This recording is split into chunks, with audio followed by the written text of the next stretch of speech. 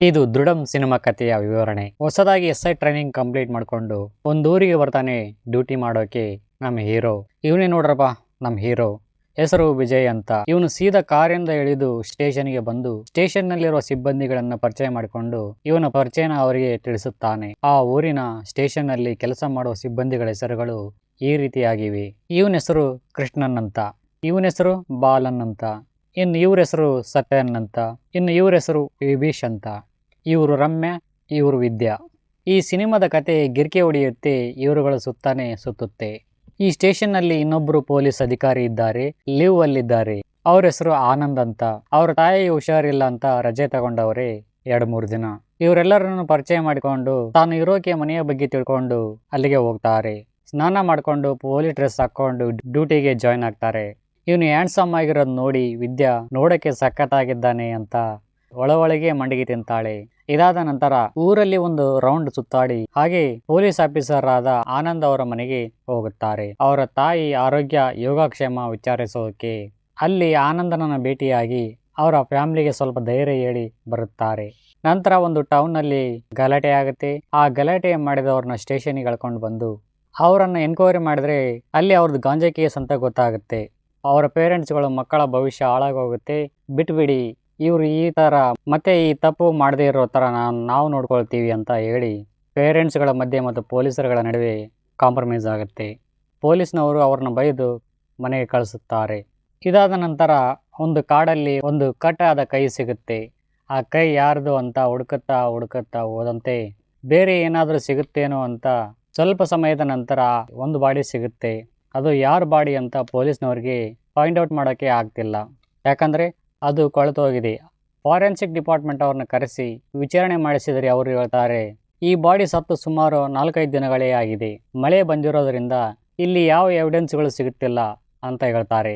ಅದೇ ರೀತಿಯಾಗಿ ಆ ಬಾಡಿನ ತಪಾಸಣೆ ಮಾಡಿದ ಡಾಕ್ಟರ್ ಹೇಳ್ತಾರೆ, ಇವನು ಸತ್ತು 5 ದಿನಗಳೇ ಆಗಿದೆ, ಇವನ ತಲೆಗೆ ಹೊಡೆದು ಸಾಯಿಸಿದ್ದಾರೆ. ಆ್ಯಕ್ಚುಲಿ ಹೇಳಬೇಕು ಅಂತಂತಂದರೆ ಸತ್ತ ವ್ಯಕ್ತಿ ಹುಡುಗ, ಇವನಿಗೆ ಸುಮಾರು 35 ವರ್ಷ ಇರಬಹುದು ಅಂತ ರಿಪೋರ್ಟ್ ಕೊಡುತ್ತಾರೆ. ಈ ವಿಚಾರವಾಗಿ ಮೇಲಾಧಿಕಾರಿಗಳು ನಮ್ಮ ಹೀರೋಗೆ ಫೋನ್ ಮಾಡಿ ಪ್ರೆಷರ್ ಆಗ್ತಾರೆ, ಬೇಗ ಈ ಕೇಸ್ನ ಸಾಲ್ವ್ ಮಾಡುವಂತ. ಅಯ್ಯೋ ಏನು ಮಾಡ್ದಪ್ಪ ಅಂತ ಯೋಚನೆ ಮಾಡ್ತಿರುವಾಗಲೇ ನಮ್ಮ ಹೀರೋಗೆ ಮತ್ತೊಂದು ಗಂಡಾಂತರ ಕಾದಿರುತ್ತೆ. ಅದೇನೆಂದರೆ ಊರಲ್ಲಿರುವ ಒಂದು ಬ್ಯಾಂಕು ಕಳ್ಳತನವಾಗಿರುತ್ತೆ. ಆ ಬ್ಯಾಂಕ್ ಹೆಸರು ಆನಮಲೆ ಅಂತ. ಆ ಬ್ಯಾಂಕಲ್ಲಿ 125 ತೊಲೆ ಬಂಗಾರ ಮತ್ತು 50 ಲಕ್ಷ ದುಡ್ಡು ಕಳ್ಳತನವಾಗಿದೆ ಅಂತ ಆ ಬ್ಯಾಂಕಿನ ಮ್ಯಾನೇಜರ್ ಮೆನ್ಷನ್ ಮಾಡಿರ್ತಾನೆ ತಾನು ಕೊಟ್ಟಿರುವ ಕಂಪ್ಲೇಂಟ್ ಅಲ್ಲಿ. ಪೊಲೀಸ್ನವರು ಆ ಬ್ಯಾಂಕಲ್ಲಿರುವ ಕೆಲಸಗಾರರನ್ನು ವಿಚಾರಣೆ ಮಾಡುತ್ತಾರೆ. ಹಾಗೇನೆ ಅಲ್ಲಿ ಕೆಲಸ ಮಾಡುತ್ತಿರುವ ಸೆಕ್ಯೂರಿಟಿ ಗಾರ್ಡ್ನ ಕೇಳುತ್ತಾರೆ. ಅವನು ಹೇಳ್ತಾನೆ, 3 ಜನ ಬಂದು ನನ್ನ ಕಟ್ಟಾಕಿ ಪ್ರಜ್ಞೆ ತಪ್ಪಿಸಿ ಈ ಕಳ್ಳತನ ಮಾಡಿದ್ದಾರೆ ಅಂತ ಸ್ಟೇಟ್ಮೆಂಟ್ ಕೊಡುತ್ತಾರೆ. ಹೀಗಿರುವಾಗ ಪೊಲೀಸ್ನವರು ಊಹೆ ಮಾಡ್ಕೊಳ್ತಾರೆ, ಗ್ಯಾಸ್ ಕಟ್ಟರ್ಸ್ನ ಉಪಯೋಗಿಸಿಕೊಂಡು ಸೆಟ್ರರ್ಸ್ನ ಹೊಡೆದು 3 ಜನನು ಒಳಗಡೆ ಬಂದಿದ್ದಾರೆ. ನಂತರ CCTV ಕ್ಯಾಮ್ರಾನ ಮಾಸ್ಕ್ ಮಾಡಿದ್ದಾರೆ. ಇದಾದ ಮೇಲೆ ವಿಂಡೋವನ್ನು ಸಹ ಕಟ್ ಮಾಡಿದ್ದಾರೆ. ಆಮೇಲೆ 3 ಜನನು ಸೇರಿಕೊಂಡು ದುಡ್ಡು ಮತ್ತು ಬಂಗಾರ ಇರುವ ಬಾಕ್ಸ್ನ ಸೇಫ್ ಆಗಿ ಕಟ್ ಮಾಡಿದ್ದಾರೆ. ಅದನ್ನು ತಳ್ಳುತ್ತಾ ಒಂದು ಗಾಡಿಯಲ್ಲಿ ಹಾಕ್ಕೊಂಡು ತಗೊಂಡೋಗಿದ್ದಾರೆ. ಇಷ್ಟೇ ಆಗಿರೋದು ಅಲ್ಲಿ ಆ ಬ್ಯಾಂಕಲ್ಲಿ ಅಂತ ಊಹೆ ಮಾಡ್ಕೊಳ್ತಾರೆ ಪೊಲೀಸ್ನವರು. ಸೊ ಮೇ ಬಿ ಇವರು 3 ಜನರೊಟ್ಟಿಗೆ ಇನ್ನೊಬ್ಬ ವ್ಯಕ್ತಿ ಇದ್ದಾನೆ ಇಲ್ಲಿ ನಿಗೂಢವಾಗಿ ಅಂತ ಊಹೆ ಮಾಡ್ಕೊಳ್ತಾರೆ ಪೊಲೀಸ್ನವರು. ಈ ವಿಷಯ ಸಾರ್ವಜನಿಕರಿಗೆ ಗೊತ್ತಾಗಿ ಪೊಲೀಸರ ಮೇಲೆ ಕೂಗಾಡಕ್ಕೆ ಶುರು ಮಾಡುತ್ತಾರೆ. ಈ ಗಲಾಟೆಯಲ್ಲಿ ನಮ್ಮ ಹೀರೋ ಆಗಿರ್ತಕ್ಕಂಥವರು ಅನುಮಾನಾಸ್ಪದವಾಗಿ ಒಬ್ಬ ವ್ಯಕ್ತಿನ ನೋಡ್ತಾರೆ. ಆದರೆ ಅವನು ತಕ್ಷಣ ಅಲ್ಲಿಂದ ಕಾಣಿಸೋದಿಲ್ಲ, ಎಲ್ಲೋ ಮಾಯವಾಗಿ ಬಿಡ್ತಾನೆ. ಇದಾದ ನಂತರ ಪೊಲೀಸ್ನವರು ಆ ಬ್ಯಾಂಕಿನ ಓನರ್ ಮತ್ತು ಮ್ಯಾನೇಜರ್ನ ಕರೆಸಿ ವಿಚಾರಣೆ ಮಾಡುತ್ತಾರೆ. ನಿಮಗೆ ಯಾರಾದರೂ ಶತ್ರುಗಳು ಇದ್ದರೆ ಹೇಳಿ ಅಂತಾರೆ. ಆಗ ಅವರು ಮನೋಜ್ ಅಂತ ಒಬ್ಬ ಇದ್ದಾನೆ, ಇವನು ನಾನು ಬಡ್ಡಿ ಕಟ್ಟೋದಿಲ್ಲ ಅಂತ ಹೇಳಿ ಒಮ್ಮೆ ನಮಗೆ ತೊಂದರೆ ಕೊಟ್ಟಿದ್ದ ಅಂತ ಹೇಳ್ತಾರೆ ಮ್ಯಾನೇಜರ್ ಮತ್ತು ಬ್ಯಾಂಕಿನ ಓನರ್. ನಂತರ ವಿಜಯ್ ಅವರು ಆ ಬ್ಯಾಂಕಿನ ಹಿಸ್ಟ್ರಿ ತಿಳ್ಕೊಳ್ತಾರೆ. ಆ ಬ್ಯಾಂಕು ಜನರೊಟ್ಟಿಗೆ ಹೇಗಿತ್ತು, ಅವರ ಒಂದು ವ್ಯವಹಾರ ಹೇಗಿತ್ತು, ಇಂದಿನ ಹಿಸ್ಟ್ರಿ ಹೇಗಿತ್ತು ಅನ್ನೋದನ್ನ ತಿಳ್ಕೊಳ್ತಾರೆ. ಈ ವಿಚಾರವನ್ನು ಸತ್ಯನ್ ಅವರು ವಿಜಯ್ ಅವರಿಗೆ ತಿಳಿಸುತ್ತಾರೆ. ವಿಭೀಷ್, ನಿನ್ನೆ ನೈಟು ಎಲ್ಲೋ ಇದ್ರಿ, ಎಲ್ಲಿತ್ತು ನಿನ್ನ ಡ್ಯೂಟಿ ಅಂತ ಕೇಳ್ತಾರೆ ವಿಜಯ್ ಅವರು. ಆಗ ವಿಭೀಷ್ ಅವರು ಹೇಳ್ತಾರೆ, ಸರ್ ನಾನು ಬಾಕೋಡಲ್ಲಿ ಡ್ಯೂಟಿ ಮಾಡ್ತಾ ಇದ್ವಿ, ಡ್ಯೂಟಿ ಅಲ್ಲಿ ಫಿಕ್ಸ್ ಆಗಿತ್ತು ನಮಗೆ ಅಂತ ಹೇಳ್ತಾರೆ ವಿಭೀಷ್. ಓ ಹೌದಾ, ಸರಿ ಅಂತಾರೆ ವಿಜಯ್ ಅವರು. ನಂತರ ಸೀನ್ ಮನೋಜ್ ಅವರ ಮನೆಗೆ ಶಿಫ್ಟ್ ಆಗುತ್ತೆ. ಅಲ್ಲಿ ಪೊಲೀಸ್ನವರು ಅವರ ಹೆಂಡತಿನ ವಿಚಾರಿಸುತ್ತಾರೆ ಮನೋಜ್ನ ಕುರಿತು. ನಿಮ್ಮ ಹಸ್ಬೆಂಡ್ ಎಲ್ಲೋಗಿದ್ದಾರೆ? ಗೊತ್ತಿಲ್ಲ ಸರ್. ಫೋನ್ ಮಾಡಿದ್ರ ನಿಮಗೆ ಈ ನಡುವೆ? ಇಲ್ಲ ಸರ್, ಮಾಡಿಲ್ಲ. ನಾನೇ ಕಾಲ್ ಮಾಡಿದೆ, ಆದರೆ ಅವರ ಮೊಬೈಲ್ ಸ್ವಿಚ್ ಆಫ್ ಆಗಿದೆ. ಯಾಕೆ ಸರ್, ಏನಾದರೂ ಪ್ರಾಬ್ಲಮ್ಮಾ? ಯಾಕೆ ಇವೆಲ್ಲ ಪ್ರಶ್ನೆಗಳು? ಏನಾದರೂ ತೊಂದರೆನಾ ಅಂತ ಕೇಳ್ತಾಳೆ. ನಿಮ್ಮ ಹಸ್ಬೆಂಡ್ ಅವರು ಆನಮಲೆ ಬ್ಯಾಂಕಿನ ಸಿಬ್ಬಂದಿಗಳ ಜೊತೆ ಜಗಳ ಮಾಡಿದ್ದಾರಂತೆ. ಅದಕ್ಕೋಸ್ಕರ ನಾವು ಇಲ್ಲಿಗೆ ಬಂದಿದ್ದು ಅವರ ಬಗ್ಗೆ ವಿಚಾರಣೆ ಮಾಡೋಕೆ. ಬ್ಯಾಂಕ್ ಕಳ್ಳತನ ಆಗಿರೋದು ನಿಮಗೆ ಗೊತ್ತಾ? ಹೌದು ಸರ್, ಗೊತ್ತು. ನಮಗೆ ನಿಮ್ಮ ಗಂಡನ ಮೇಲೆ ಅನುಮಾನ ಇದೆ. ಅಯ್ಯೋ ಸರ್, ಅವರು ತುಂಬ ಒಳ್ಳೆಯವರು, ಅವರು ಈ ಥರ ಎಲ್ಲ ಮಾಡಂಗಿಲ್ಲ ಅಂತ ಅವರ ಹೆಂಡತಿ ಹೇಳುತ್ತಾರೆ. ನಿಮಗೆ ಯಾರೋ ತಪ್ಪು ಇನ್ಫಾರ್ಮೇಶನ್ ಕೊಟ್ಟಿದ್ದಾರೆ ಅಂತ ಹೇಳ್ತಾಳೆ ಅವರ ಹೆಂಡತಿ. ಸರಿ, ಮನೋಜ್ ಇಲ್ಲಿಗೆ ಬಂದರೆ ಸ್ಟೇಷನ್ಗೆ ಬರೋಕೆ ಹೇಳಿ ಅಂತ ಹೇಳ್ತಾರೆ ವಿಜಯ್. ಆ ಮನೆಯಲ್ಲಿ ಮನೋಜ್ ಅವರ ಫೋಟೋ ನೋಡಿ ನಮ್ಮ ವಿಜಯ್ ಊಹೆ ಮಾಡ್ಕೊಳ್ತಾರೆ, ಮನೋಜ್ಗೂ ಈ ಕೇಸ್ಗೂ ಏನೋ ಸಂಬಂಧ ಇದೆ ಅಂತ ಅನುಮಾನ ವ್ಯಕ್ತಪಡಿಸುತ್ತಾರೆ. ಹಾಗೇನೆ ಮನೋಜ್ ಕಾಣೆಯಾಗಿರೋದು ನೋಡಿದರೆ ಬಹುಶಃ ಮೊನ್ನೆ ನಮಗೆ ಸಿಕ್ಕ ಆ ಬಾಡಿ ಇವಂದೇನೇ ಇರಬಹುದಾ ಅಂತ ಅನುಮಾನ ಬರ್ತಾ ಇದೆ. ಯಾವುದಕ್ಕೂ ಒಂದು ಸಲ ಮನೋಜ್ ಅವರ ಹೆಂಡತಿನ ಕರೆಸಿ ಆ ಬಾಡಿನ ಐಡೆಂಟಿಫೈ ಮಾಡೋಕೆ ಹೇಳಿ ಅಂತ ಹೇಳ್ತಾರೆ ವಿಜಯ್ ಅವರು ತಮ್ಮ ಸಿಬ್ಬಂದಿಗಳಿಗೆ. ಸರಿ ಅನ್ಕೊಂಡು ಮನೋಜ್ ಅವ್ರನ್ನ ಹೆಂಡತಿನ ಕರೆಸಿ ಆ ಬಾಡಿನ ತೋರಿಸ್ತಾರೆ. ಆದರೆ ಅವರು ಆ ಬಾಡಿನ ನೋಡಿ ಇವರು ನನ್ನ ಗಂಡ ಅಲ್ಲ ಅಂತ ಕನ್ಫರ್ಮ್ ಮಾಡುತ್ತಾಳೆ. ಹೀಗಿರುವಾಗ ಸತ್ಯನ್ ಅವರು ಹೇಳ್ತಾರೆ ಒಬ್ಬ ವ್ಯಕ್ತಿಯ ಬಗ್ಗೆ, ಮಧು ಅವರ ಫ್ಯಾಮಿಲಿ ಬಗ್ಗೆ ಸತ್ಯನ್ ಅವರು ಹೇಳ್ತಾರೆ. ಈ ಮಧು ಆನೆಮಲೆ ಬ್ಯಾಂಕಲ್ಲಿ ಸಾಲ ತಗೊಂಡು ಆ ಸಾಲನ ತೀರಿಸೋಕೆ ಆಗದೇನೆ ನೇಣು ಹಾಕೊಂಡು ಸತ್ತೋದ. ಮಧುಗೆ 2 ಮಕ್ಕಳು, ಒಬ್ಬ ಸನೀಶ, ಇನ್ನೊಬ್ಬ ಕಿರಣ ಅಂತ. ಈ ಮಧು ಸತ್ತ ನಂತರ ಈ ಸನೀಶ ಪತ್ತೆನೇ ಇಲ್ಲ ಇಲ್ಲಿವರೆಗೂ. ಇವನ್ ಬಗ್ಗೆ ಒಂದು ಇನ್ಫಾರ್ಮೇಶನ್ ಸಹ ಇಲ್ಲ ಸರ್ ಅಂತ ಹೇಳ್ತಾನೆ. ಹೌದಾ, ಸರಿ ಬನ್ನಿ ಅವರ ಮನೆಗೆ ಹೋಗಿ ವಿಚಾರಿಸೋಣ ಅಂತ ಪೊಲೀಸ್ನವರು ಮಧು ಅವರ ಮನೆಗೆ ಬರುತ್ತಾರೆ. ಬಂದು ಅವರ ಅಮ್ಮನ ವಿಚಾರಿಸುತ್ತಾರೆ ಇವರ ಮಕ್ಕಳ ಬಗ್ಗೆ. ಆದರೆ ಅಲ್ಲಿ ಇವರ ಬಗ್ಗೆ ಏನು ಇನ್ಫಾರ್ಮೇಶನ್ ಸಿಗೋದಿಲ್ಲ ಇವರಿಗೆ. ಆದರೆ ವಿಜಯ್ ಅವರು ಅವ್ರ ಮನೆಯಲ್ಲಿ ಒಂದು ಫೋಟೋ ನೋಡ್ತಾರೆ. ಆ ಫೋಟೋದಲ್ಲಿರೋ ವ್ಯಕ್ತಿನ ಬ್ಯಾಂಕ್ ರಾಬರಿಯಲ್ಲಿ ನೋಡಿದ್ದೆ ಅಂತ ತಮ್ಮ ಸಿಬ್ಬಂದಿಗಳಿಗೆ ತಿಳಿಸುತ್ತಾನೆ. 125,000 ಗೋಲ್ಡ್ ಎಷ್ಟು ವೇಟ್ ಇರುತ್ತೆ ಅಂತ ವಿಜಯ್ ವಿದ್ಯಾಳನ್ನ ಕೇಳ್ತಾನೆ. 1000 8 ಗ್ರಾಮ್ ಇರುತ್ತೆ, ರಫಲ್ಲಿ ಹೇಳ್ಬೇಕು ಅಂತಂತಂದ್ರೆ 1 ಕಿಲೋ ಇರುತ್ತೆ ಸರ್ ಅಂತ ಹೇಳ್ತಾಳೆ ವಿದ್ಯಾ. ಹೀಗಿರುವಾಗ ಮತ್ತೊಂದು ಆಘಾತ ಎದುರಾಗುತ್ತೆ ನಮ್ಮ ವಿಜಯ್ಗೆ. ಅದೇನೆಂದ್ರೆ ಊರಲ್ಲಿರುವ ಬ್ರಿಡ್ಜ್ ಹತ್ತಿರ ಮತ್ತೊಂದು ಬಾಡಿ ಸಿಕ್ಕಿದೆ ಅಂತ ಸುದ್ದಿ ಗೊತ್ತಾಗುತ್ತೆ ವಿಜಯ್ಗೆ. ತಕ್ಷಣ ಆ ಸ್ಥಳಕ್ಕೆ ಭೇಟಿ ನೀಡಿ ಆ ಬಾಡಿನ ಫಾರೆನ್ಸಿಕ್ ಡಿಪಾರ್ಟ್ಮೆಂಟ್ಗೆ ಕಳಿಸುತ್ತಾರೆ. ಡಾಕ್ಟರ್ಗಳು ಆ ಬಾಡಿನ ತಪಾಸಣೆ ಮಾಡಿ ಸತ್ತ ವ್ಯಕ್ತಿಯ ತಲೆಗೆ ಬಲವಾಗಿ ಯಾರೋ ಹೊಡೆದಿದ್ದಾರೆ, ಅದಕ್ಕೆ ಅವನು ಸತ್ತಿರೋದು. ಮೊದಲು ಸಾಯಿಸಿ ನಂತರ ಬಾಡಿನ ತಗೊಂಡು ನೀರೊಳಗೆ ಹಾಕಿದ್ದಾರೆ. ಇವನು ಸಹ ಹುಡುಗನೇ, ಇವನಿಗೆ ಸುಮಾರು 30 ರಿಂದ 35 ವರ್ಷ ಇರಬಹುದು ಅಂತ ಆ ಬಾಡಿಯ ಕುರಿತು ಡಾಕ್ಟರ್ ರಿಪೋರ್ಟ್ ಕೊಡುತ್ತಾರೆ ಪೊಲೀಸ್ನವರಿಗೆ. ಈ ವಿಷಯನ ವಿಜಯ್ ತನ್ನ ಮೇಲಾಧಿಕಾರಿಗಳಿಗೆ ತಿಳಿಸುತ್ತಾರೆ. ಅವರು ಬಾಯಿ ಬಂದಂಗೆ ಬೈದು, ನೀವು ಏನಾದರೂ ಮಾಡ್ಕೊಳ್ಳಿ, ಒಟ್ಟಿನಲ್ಲಿ ನನಗೆ ಈ ಕೇಸು ಕ್ಲೋಸ್ ಆಗಬೇಕು, ಆದಷ್ಟು ಬೇಗ ಈ ಕೊಲೆಗಾರನನ್ನ ಹುಡುಕಿ ಅಂತ ಪ್ರೆಷರ್ ಹಾಕ್ತಾರೆ. ಸಿಟ್ಟಿಗೆದ್ದು ನಮ್ಮ ವಿಜಯ್ ಅವರು ಮತ್ತೊಮ್ಮೆ ತನಗೆ ಯಾರ ಮೇಲೆ ಅನುಮಾನ ಇದೆಯೋ ಅವ್ರನ್ನೆಲ್ಲ ಮತ್ತೊಮ್ಮೆ ಸ್ಟೇಷನ್ಗೆ ಕರೆಸಿ ಕೆಲವೊಂದಿಷ್ಟು ಪ್ರಶ್ನೆಗಳನ್ನು ಕೇಳ್ತಾನೆ. ಹಾಗೆ ಮತ್ತೊಮ್ಮೆ ಬಾಡಿ ಸಿಕ್ಕಿರುವ ಜಾಗಕ್ಕೆ ಹೋಗಿ ಏನಾದರೂ ಕ್ಲೂಗಳು ಸಿಗುತ್ತವೇನೋ ಅಂತ ಹುಡುಕುತ್ತಾನೆ. ಹಾಗೇನೆ ಆ ಬಾಡಿಯ ಸುತ್ತ ಸಿಕ್ಕಿರೋ ಎವಿಡೆನ್ಸ್ಗಳನ್ನು ನೋಡ್ತಾನೆ, ಫೋಟೋಸ್ಗಳನ್ನು, ವಿಡಿಯೋಸ್ಗಳನ್ನು, ವಿಜುವಲ್ಸ್ಗಳನ್ನು ನೋಡ್ತಾನೆ. ಆದರೆ ಕೊಲೆಗಾರನ ಒಂದು ಸುಳಿವು ಸಹ ಸಿಗೋದಿಲ್ಲ ನಮ್ಮ ವಿಜಯ್ಗೆ. ಹೀಗಿರುವಾಗ ಒಂದು ಫೋನ್ ಬರುತ್ತೆ ವಿಜಯ್ಗೆ. ಯಾರೋ ಒಬ್ರು ಡೆಡ್ ಬಾಡಿನ ಹೆಗಲ ಮೇಲೆ ಹಾಕೊಂಡು ಹೋಗ್ತಾ ಇದ್ದಾನೆ, ಬೇಗ ಬನ್ನಿ ಸರ್ ಅಂತ ಒಂದು ಕರೆ ಬರುತ್ತೆ. ಸರಿ ಅನ್ಕೊಂಡು ಆ ಸ್ಥಳಕ್ಕೆ ಹೋಗಿ ನೋಡಿದ್ರೆ ಅಲ್ಲಿ ಕೊಲೆಗಾರನ ಸುಳಿವೇ ಇಲ್ಲ. ಹಾಗೆ ಆ ಕಾಡಲ್ಲಿ ಆ ಕೊಲೆಗಾರನ ಹುಡುಕುತ್ತಾರೆ ಎಲ್ಲರೂ. ಸಡನ್ಲಿ ಒಂದು ಬಾಡಿನ ನೋಡ್ತಾರೆ ವಿಜಯ್. ನೋಡಿ ಆ ಬಾಡಿ ಹತ್ತಿರ ಹೋಗಿ ಆ ಬಾಡಿನ ನೋಡ್ತಿದ್ದಂಗೆನೆ ಕೊಲೆಗಾರ ವಿಜಯ್ ಮೇಲೆ ಅಟ್ಯಾಕ್ ಮಾಡ್ತಾನೆ. ವಿಜಯ್ ಅವರು ಕಿರ್ಚ್ಕೊಂಡು ಮೂರ್ಛೆ ತಪ್ಪಿ ಬಿದ್ದೋಗ್ಬಿಡ್ತಾರೆ. ಇವರು ಕಿರ್ಚಿರೋ ಶಬ್ದಕ್ಕೆ ಎಲ್ಲ ಪೊಲೀಸರು ಇವ್ರ ಹತ್ತಿರ ಬರ್ತಾರೆ. ಇವರು ಬಂದಿರೋದನ್ನು ನೋಡಿ ಕೊಲೆಗಾರ ಅಲ್ಲಿಂದ ಹೋಗಿಬಿಡ್ತಾನೆ. ಮರುದಿನ ಬೇಗ ರಿಕವರಿ ಆಗಿ ಸತ್ತ ವ್ಯಕ್ತಿಯ ಫ್ಯಾಮಿಲಿ ಬಗ್ಗೆ ವಿಚಾರಿಸೋಕೆ ಅಂತ ಬರ್ತಾರೆ. ಬಂದು ನಿನ್ನೆ ರಾತ್ರಿ ಮಣಿಕಂಠನ್ ಸತ್ತೋಗಿದ್ದಾನೆ, ಇವನ ಜೊತೆ ಕೆಲಸ ಮಾಡುವ ಇನ್ನುಳಿದ ಸ್ನೇಹಿತರನ್ನು ಹುಡ್ಕೊಂಡು ಹೋಗ್ತಾರೆ ಪೊಲೀಸ್ನವರು. ಅವರ ಮನೆಯನ್ನೆಲ್ಲ ಹುಡುಕುವಾಗ ಸತ್ಯನ್ ಅವರಿಗೆ ಒಂದು ಕಾರ್ಡ್ ಸಿಗುತ್ತೆ. ಆ ಕಾರ್ಡು ಬ್ಯಾಂಕಿಂದು ಅಂತ ಗೊತ್ತಾಗುತ್ತೆ. ಆ ಬ್ಯಾಂಕ್ ಮ್ಯಾನೇಜರ್ ಕನ್ಫರ್ಮ್ ಮಾಡ್ತಾರೆ ಈ ಕಾರ್ಡು ನಮ್ಮ ಬ್ಯಾಂಕಿಂದೇ ಅಂತ.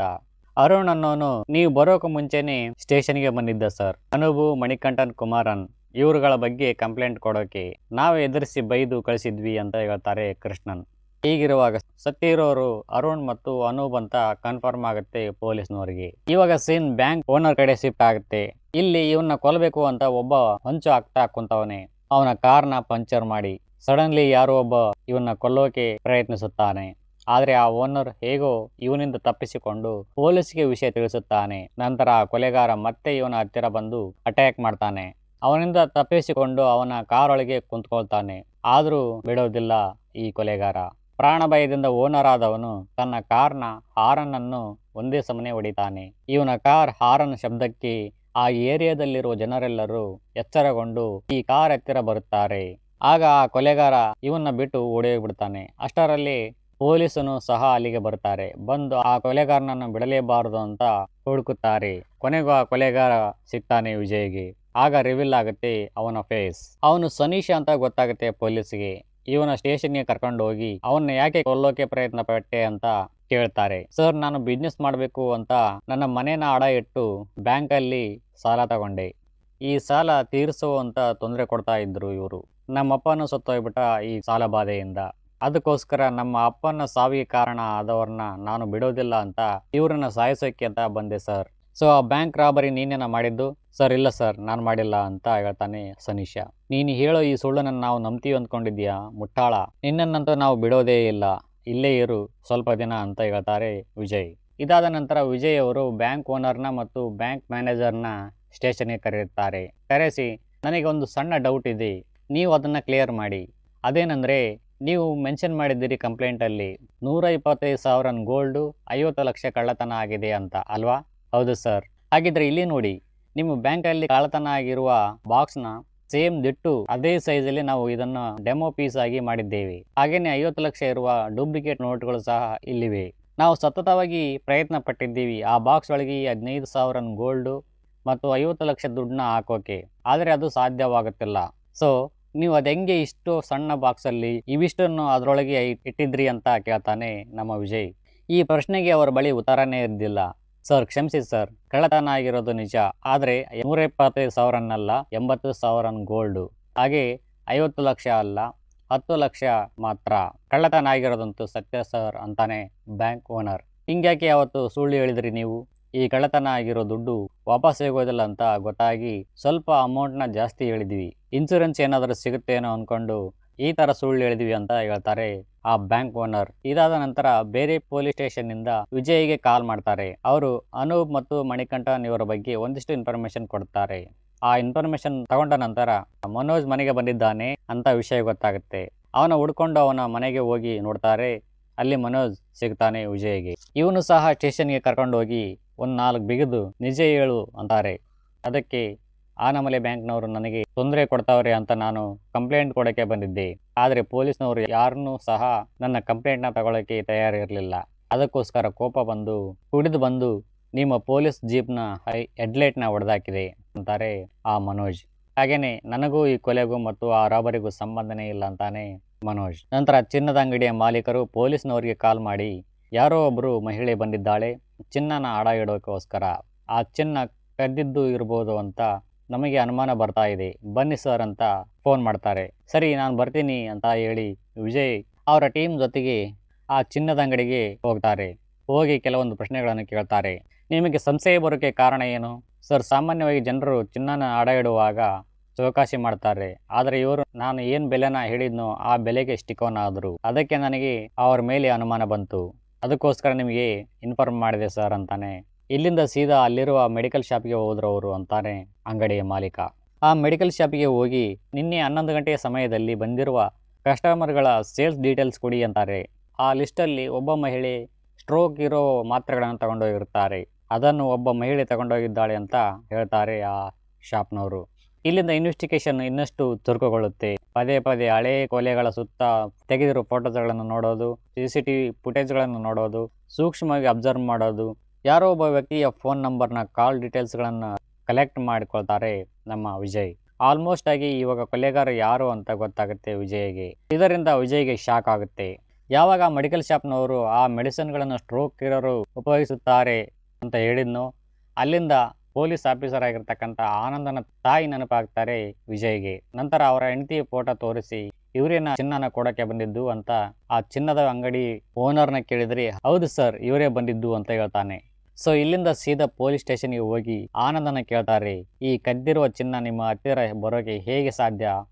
ಅಂತಾರೆ. ಈ ರಾಬರಿನ ನೀನು ಒಬ್ಬನೇ ಅಂತೂ ಮಾಡಕ್ ಸಾಧ್ಯನೇ ಇಲ್ಲ, ನಿನ್ನ ಜೊತೆ ಯಾರ್ಯಾರಿದ್ದಾರೆ ಅಂತ ಸ್ವಲ್ಪ ಹಿಂದೆ ಹೋಗಿ ವಿಭೀಷಣ ಅವರ ಕೈ ಹಿಡಿದು ಆನಂದನ ಜೊತೆ ಸೇರಿಸುತ್ತಾರೆ.